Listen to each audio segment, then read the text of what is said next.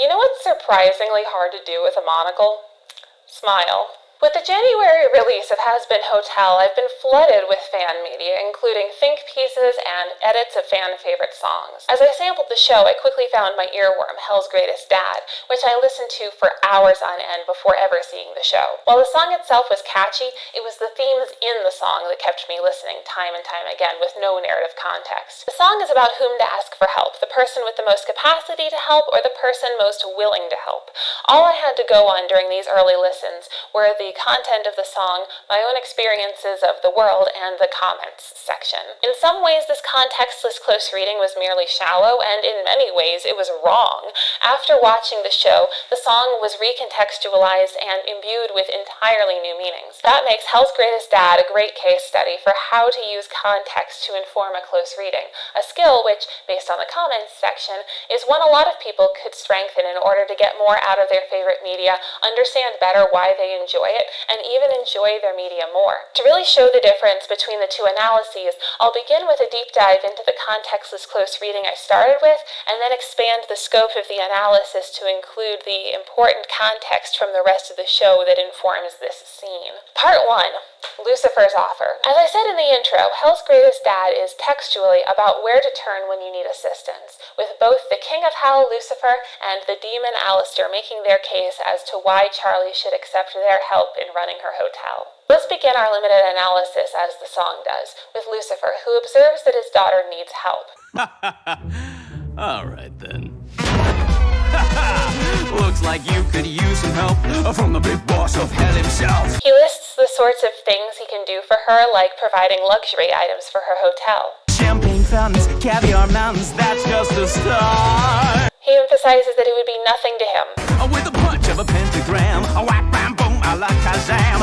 And that he'd be happy to do it for her because she's his daughter. Usually I charge a sacrificial lamb, but you get the family rate. Thanks, Dad. While this offer is very generous, there are things about it that seem off. What was that little chuckle at the beginning?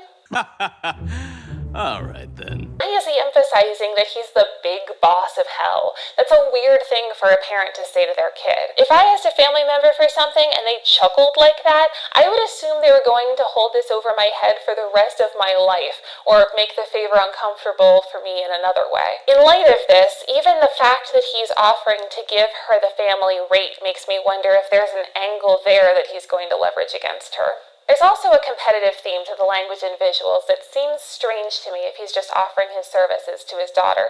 Lucifer compares himself with Aleister, who's been helping Charlie with her hotel, singing, "Who needs a busboy now that you've got the chef?" And visually, we see him fry Aleister and serve his head for dinner. Something about this Aleister guy has really gotten under Lucifer's skin, and it makes me wonder if Lucifer wants to help his daughter as much as he dislikes the fact that she's been receiving help from someone else. Even the phrasing of this line shows that he's aware that he's late to the party. Who needs the busboy now that you've got the chef? It could be the case that he's been withholding, but since he's so insistent in this song that she accepts his help, I thought it was more likely that she had been avoiding asking him for help. That made me wonder, why wouldn't she want his help? Well, you know what they say about doing deals with the devil. It makes a certain amount of sense that she would feel hesitant to ask help from a parent who's manipulative. With these theories in mind, let's take a look at the man who's been helping Charlie. Part 2.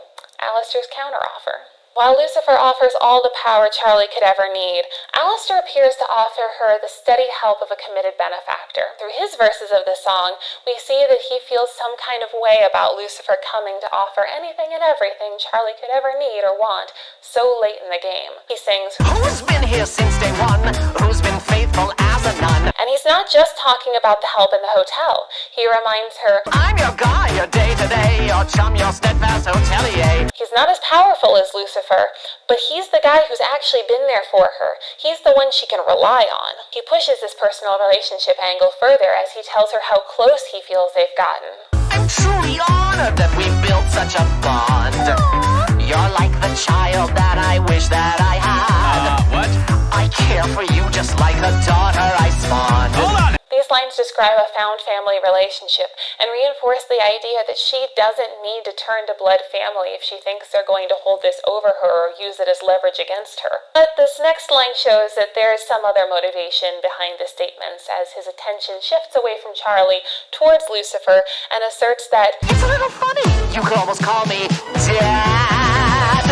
on that last word, he turns to Lucifer with a smirk. Regardless of how genuine his relationship with Charlie is and how close they've really gotten, he's making sure Lucifer knows that he's not been the dad Charlie needs him to be. Ultimately, what good is all that power if she can't count on him to support her? Now that we have an idea of what both characters have to offer, let's review their Part 3 final arguments.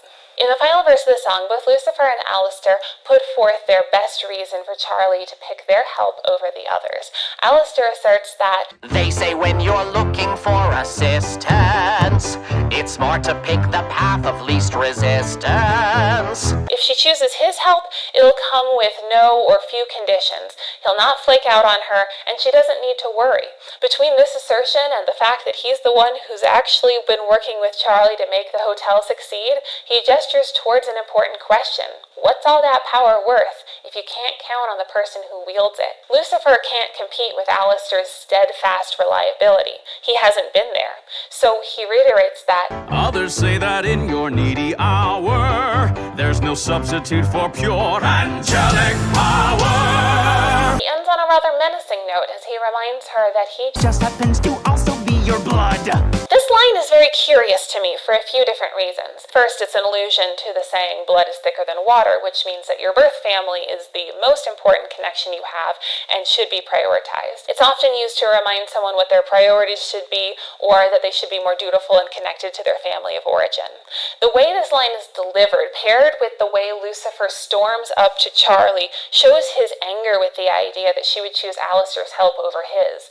It almost reads as a threat, making the viewer wonder what might happen if she were to choose to continue with Alistair's help, and whether she might feel coerced into taking her father's help. I wondered about the relative costs of both options. It's a dangerous tightrope to walk, and it feels authentic because it's based in real-world abusive family dynamics. This brings me to the second interesting thing, which is that the saying isn't actually blood is thicker than water, but the blood of the covenant is thicker than the water of the womb, which has the opposite meaning.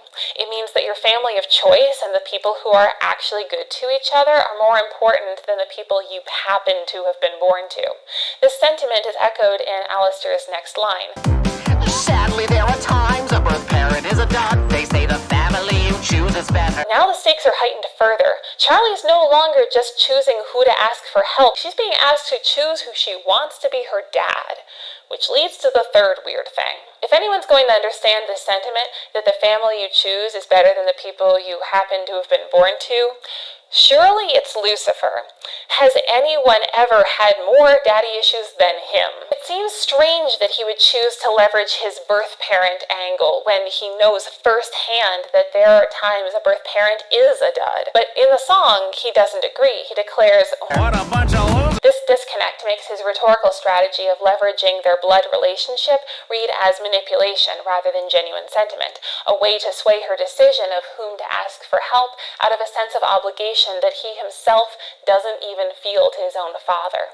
With all arguments established, lines analyzed, and body language reviewed, we can proceed to Part 4, Charlie's Choice. Between Alistair's use of his relationship with Charlie to get under Lucifer's skin and Lucifer's evocation of his familial ties with Charlie as the reason he will help her, both show that regardless of any altruistic motives, there's a rivalry she's forced to navigate if she wants help from either source. Moreover, both potential benefactors raise good points.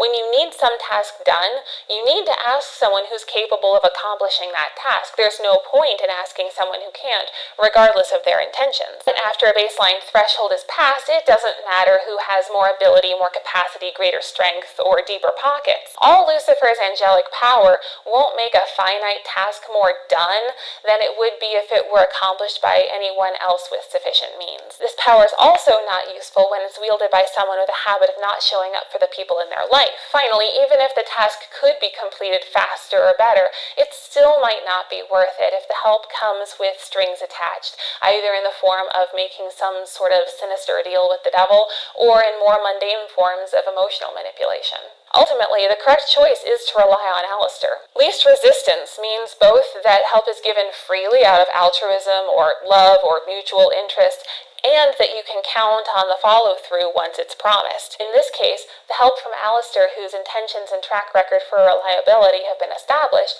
is clearly the better option compared to Lucifer, who hasn't been in the picture and seems motivated to help by a jealous grudge against a random demon. While Alistair clearly feels some of this rivalry too, it's mitigated by the fact that he's developed a real relationship with the daughter Lucifer has neglected. All of this is supported by the text, in this case referring to the lyrics, performance, and animation. As I watched the video on loop, I began scrolling through the YouTube comments. They seemed in large part to agree with my assessment of the situation. Alistair is in the right, Lucifer is a braggart, and the family you choose is better. However, it's not the full picture because it has no context. After falling in love with this one song, I watched the show in full and found that the context that the rest of the show provides changes the song's meaning entirely. The rest of this video is a case study in how close reading must still incorporate an understanding of the work as a whole. Part 5. The song is a lie. The trouble with this close reading is that both Lucifer and Alistair are putting on a front. Lucifer leans into his powers so much that he seems to be bragging to Alistair and withholding from Charlie unless she chooses him over Alistair. But this isn't the whole picture. Lucifer is a neglectful dad, but it's not for petty or vindictive reasons. He's depressed. My daughter wants to see me. Take that, depression. And jaded, and can't seem to bring himself to engage with the premise of Charlie's Hotel, which is to redeem sinners and send them to heaven. Every time she describes the project to him, it seems to wash right over him without him really processing the words she's saying.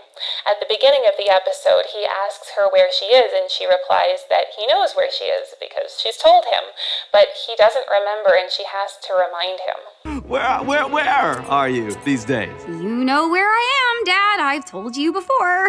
You have? Oh, yeah, Well, I'm actually running a hotel to rehabilitate sinners. When she tells him about the hotel the second time, he doesn't respond to her vision statement or what she's asking from him, but focuses on the fact that she's invited him over. Come see what I'm trying to do. You'll see why it's a really good idea, and heaven is bound to agree if I get the chance to talk to them. Please, Dad. Wait, you're inviting me Over? Absolutely! Oh, I'll be there in an hour. When he arrives at the hotel and she tries to show it off, he gets distracted by her pets before looking around. Welcome to the Has-Been Hotel. Oh, hey, whoa, Kiki. Razzle, dazzle. Finally, after the tour, when she asks him what he thinks of the hotel, he tells her what he thinks of the structure of the hotel's railing, rather than what he thinks of her project. So, what do you think? About what? The hotel. Oh, yes. It does look much better now, doesn't it? You know, but I'm thinking this railing needs work. One good push, and you just go right over the edge. Whoopee! Bye-bye. What? No, the plan, Dad. What do you think about using the hotel to help sinners? So what is it exactly about Charlie's work that's so uncomfortable for him? According to the show's lore, and by extension the Bible, the reason for Lucifer's fall is that he gifted humans the knowledge of good and evil, which allows us to meaningfully choose to be good or evil. Our people, Charlie. Are awful. They got gifted free will, and look what they did with it. Everything's terrible. God didn't want us to be good. He didn't even want us to know what good is. He just wanted us to be obedient, which is a different thing. Oh, boy.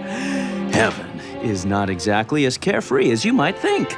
Yeah, they have rules. Lots of rules. So the fact that Charlie thinks that she can build off of his gift of the knowledge of good and evil and help sinners redeem themselves by choosing good, and especially that she thinks she can talk heaven into seeing things her way, seems to Lucifer like an impossible task, and he wants to protect her from failure and himself from witnessing her failure. Charlie! You don't understand. Heaven never listens. They didn't listen to me. They won't listen to you. He's begging her to stop. He has tears in his eyes. This is literally a trauma trigger for him. But Lucifer's baggage and trauma isn't the only factor at play. If it was, this would be a Lucifer and Charlie song. But this is a Lucifer and Aleister song, so why is he spitting lyrics at a random demon? What about Aleister got under Lucifer's skin so badly? Why does he belittle Aleister and use imagery of frying him up and serving his head? Well, it's because, in spite of everything, he wants to be a good dad because he loves his daughter. My daughter wants to see me. Take that, depression. And it's hard for him to see that she's turned to someone else for help when he feels like he should be the one helping. So in his irritation, Lucifer belittles Aleister and asserts that he will be there for her. It reframes the way we can view the line, who just happens to also be your blood. Without context, it sounds almost threatening. How dare you choose him over me? But with this knowledge, it shows how hurt he is that she didn't and felt she couldn't turn to him. That's a very different motivation. And while we're looking at motivation, Lucifer isn't the only one who's putting on a front in this song. Let's look at Aleister's thought process and how he manipulates the situation. Part 7. Aleister's motivations. From the moment he met Lucifer, Aleister stretched the truth of his relationship with Charlie. He implies in the song that they have a strong found family relationship. I'm truly honored that we built such a bond. When I first watched this show, I was really looking forward to seeing them develop this relationship. But it never happened. It's not part of the show. Aleister is a creepy, dangerous guy who showed up one day. Throughout the series, we see his power through acts of violence. Aleister, I think he's had enough. Nah, he's got a few more hits in. Other characters cowering from him and his high-power contacts with Hell's other overlords. He's also so creepy that other characters who live in Hell remark on it. A lot. Mr. Fancy Talk Creepy Voice here. I'm in the middle of breakfast. That looks disgusting. Oh, what in the unholy hell is that? Watch it, tall, dark, and creepy. He's been here a while and is still a big creepy mystery. He's also a cannibal. Cannibal Town. We see him eat human sinners. I will devour each and every one of you. And if you want to go there, he's a cannibal twice over because his character design heavily incorporates deer traits. I'm in the middle of breakfast. Aleister is indispensable to the running of the hotel, but there is no textual evidence that he and Charlie have a found family relationship like his song insinuates. There is no reason in reality that Lucifer should be threatened by the relationship she has with this weird guy. This makes it all the more interesting to interrogate why he would pretend they have this relationship. What does he gain from this charade? Aleister wants the hotel to run because he thinks it's funny to watch sinners try to better themselves in the hope of going to heaven. I came here because I love seeing wasteful souls struggle to accomplish something meaningful and fail spectacularly. He doesn't think they can, but that's part of what makes it fun for him. For the hotel to get off the ground, Charlie needs an appointment with heaven, and the only person who can get her that appointment is her dad, Lucifer. As powerful as Aleister is for a demon, he can't do this for her. So, in a roundabout way, he wants Lucifer to help Charlie. His competitive edge isn't really a reminder to Charlie of how much he's done for her, or a promise that she doesn't need Lucifer's help if she doesn't want it. He's goading Lucifer into helping. The key to this comes in his line. They say when you're looking for assistance, it's smart to pick the path of least resistance. Without context, it implies that he thinks that he's the best benefactor for the hotel because he, unlike Lucifer, is there on the day-to-day and willingly helps all the time. But when you account for what his actual goals are, this can't be true. He isn't powerful enough to provide what he and Charlie both want from Lucifer. When you look at the situation this way, he can't be the path of least resistance because he's not a path at all. Lucifer is the only path, so the path of least resistance refers to making him want to help. Aleister's taunts and his pretending to be Charlie's father figure pushes Lucifer to be the dad he wants to be for Charlie and to get Charlie her meeting with heaven. When Lucifer sings, Who needs a busboy now that you've got the chef? this isn't the insult Lucifer thinks it is. On the contrary, it shows Aleister that he's getting somewhere with Lucifer. It lays the groundwork for Charlie's plea for Lucifer to believe in her. How come he can have faith in me, but my own father can't? Which is a catalyst, not the catalyst, but a catalyst for Lucifer to change his mind, to choose to help his daughter. Okay, I can get you the meeting, but once you're in heaven, I won't be able to go with you. Everyone everyone gets what they want. Lucifer is the dad he wants to be, Charlie gets the meeting with heaven, and Alistair gets to continue to watch sinners struggle with the Sisyphean task of self-improvement. Conclusion. The two interpretations are at once vastly different from one another and layered and interlinked. The more you know about the characters as a whole, the more you understand the nuance of each line, gesture, and vocal inflection. Based on the comment section of this song, it's clear that a lot of people have missed this forest for the trees. This song in and of itself only says so much because the characters who sing it are posturing to, needling, and goading each other. Most of what's going on has to be inferred through the context provided through character arcs and motivations.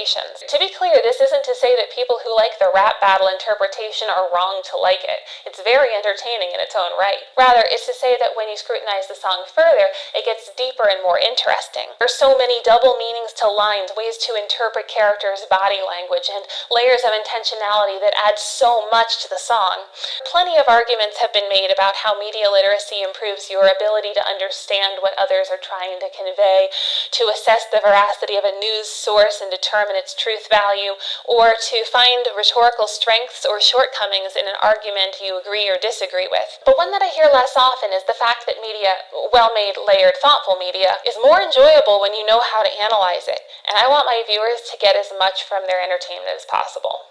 Thank you all for watching. If you're new to this channel and enjoy my media takes, don't forget to subscribe and check out my media analysis playlist. I've got several other videos about why various media works or doesn't work or how it works. And before you go, don't forget to tell me in the comments what theories you have about Hazbin Hotel.